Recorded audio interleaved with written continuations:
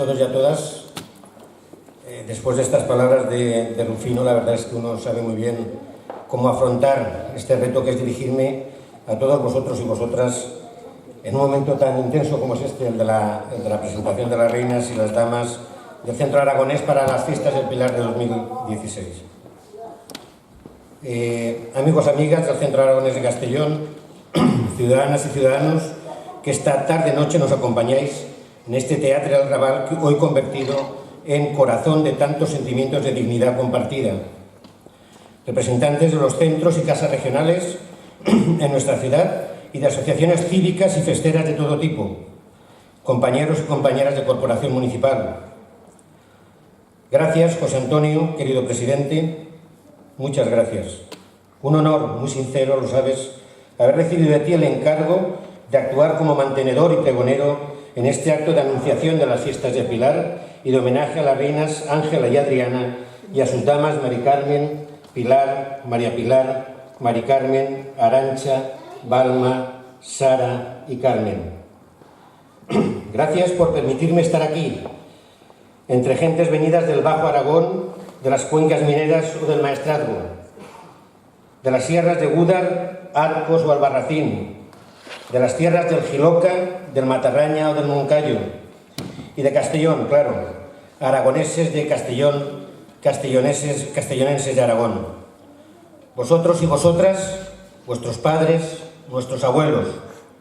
Soy nieto de Miguel Gorriz y Ángeles Izquierdo, turolenses de la Puebla de Valverde y de Aliaga, que llegaron a esta tierra buscando vida y mañana. Soy un valenciano de Castellón que conoce y reconoce esa lealtad terca e inquebrantable con lo aragonés, que sabe hasta qué punto ese sentimiento de pertenencia, ese vínculo ata de por vida. Mirad, hace ya muchos años, y sigo recordándolos como si hubieran sido ayer, aquellos veranos de niño en la Puebla de Valverde. Desde muy pequeño marchaba con mis abuelos a finales de agosto hacia allí.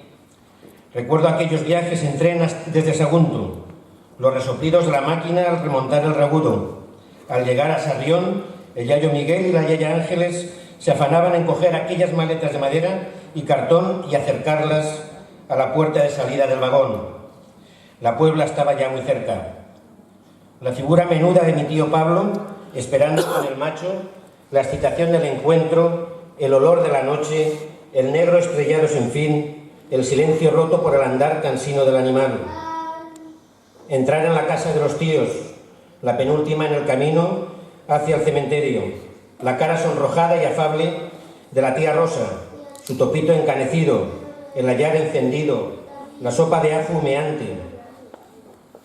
Primera visita siempre al corral, las gallinas durmientes, los conejos acurrucados, el macho ya en su sitio y el cerdo en la corte, el olor del estiércol y el despertar del primer día, a por agua a la fuente montado en el mulo que guiaba el tío, buscar a los amigos en las eras, jugar en la fuente de los santos cazando renacuajos, coger moras en los barrancos, las pantorrillas arañadas por las zarzas y las ortigas, los lavaderos, vivos todavía durante años, y la excursión obligada a Teruel en el autobús de línea, buscar el torico y encontrarlo y visitar a los amantes.